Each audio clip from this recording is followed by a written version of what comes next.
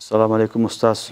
Tuğulgan күн өткөзсө болобу? Мисалы ата-энеңди же туугандарыңды же жакын адамдарыңды туğulgan күнү келгенде телефон чалып, же торт же башка жана жакшынакай, белек алып барып тамак жеген жесе болобу же болбосо көңүл ачып көңүл үчүн куттуктаса дейт. Балдар, бул туğulgan күн деген шариятта негизи жок нерсе. Шариятта көрсөткөндө эмес, тиюда салынган эмес бул маселе. Bunu şariatка hiçbir tiyesizdir yok. Şariatta ошо эки майрам деген болду. Туğulgan күн дегени балдар, туğulgan күндө адам баласы бирөөдө өмүрүң узун болсун, жакшылыктар көп болсун деп койсо эчтеке болбойт. Эчтеке болбойт.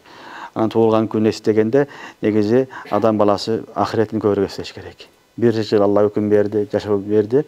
Ошол бир жылда мен канчалык ийгиликке жетиштим, канча намаз окудум, канча күнөө кылдым, ошолорго истигфар тоба кылыш керек. Анан экинчи нерсе, мен бир жылга жакын ахиретке дагы жакындап атам. Күндөн күнгө ахиретке барган сапарым жакындап атат деп ахиретти эстеш керек. Түшүнүңөрбү? Анан майрам кылып эле кайдыгер болуп, намаз окуп, ойноп күлүп жатып калбаш керек. Эгер бирөөгө дуа берсең, өмүрүң узун болсун десең, куттуктасаң, белек берем десең деле шарият тыюу салбайт буга. Түшүнүңөрбү? Бирок туğulgan күнү күтүш шарт эмес. Туğulgan күнү болсо деле анын көңүлүн ачып кое бер, ага белек берсең бере бер. Ага дуа кыла бер.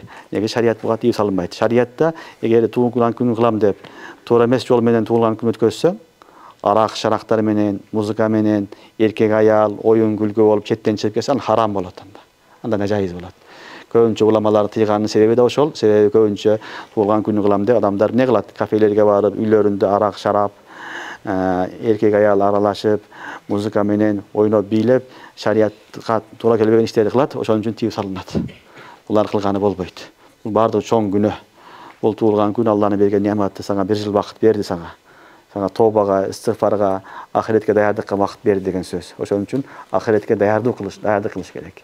Ошо негизги максат. Анан бирөөгө өмүрүң узун болсун, көп жаша деп койсо эчтеке болбойт.